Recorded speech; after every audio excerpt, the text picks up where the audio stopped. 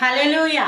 ఏదైనా వాక్యము యోమ్ దెబిరీం 9వ తారీఖు 8వ నెల 2025వ సంవత్సరం.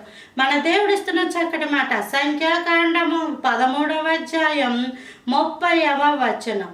దానిని జయించుటకు మన శక్తి చాలును అనెను.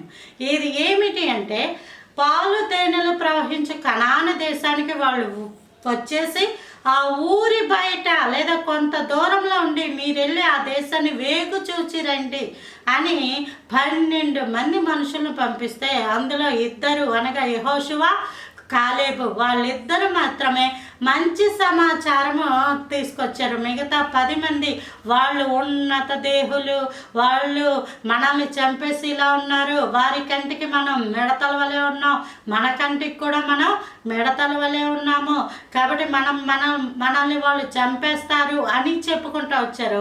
2 మాత్రం అయితే మనం దానిని స్వాధీనపరచుకుందాము, దానిని జయించుటకు మనకి శక్తి చాలును అని చెప్పారు.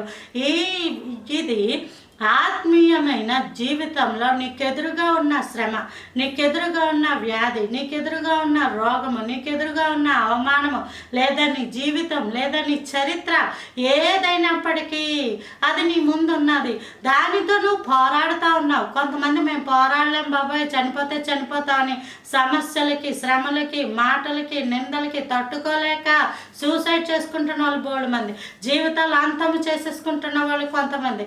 వాళ్ళేంటి ఇంకా బ్రతకలేక మేము జయించలేము, మా జీవితాలు అయిపోయాయి, ఇదిగో నాశనం అయిపోతున్నాను, నాశనం అయిపోతారు, ఆ ఆత్మలన్నీ నరకానికి వెళ్ళిపోతూ ఉంటుంటాయి. అయితే దేవుని నమ్ముకున్న బిడ్డలు ఏదైనా సరే, ఎలాంటి పరిస్థితి అయినా సరే దేవుడు మనతో ఉన్నాడు, జయము మనదే. మనకి దేవుడు ఇచ్చిన శక్తి చాలు. పరిశుద్ధాత్మ మీ మీదకి వచ్చినప్పుడు మీరేమవుతారు నాన్న? శక్తిమంతులు అవుతారని దేవుడు క్లియర్గా చెప్పాడు. శక్తి అన్నది దేవుడిచ్చేది. దేవుడిచ్చిన ఆ శక్తి ద్వారా మనము మన జీవితంలో ఉన్న సమస్యల్ని జయించగలుగుతాం. మీకున్న శక్తి మీకు చాలును, మీ దేవుడు మీకు చాలును.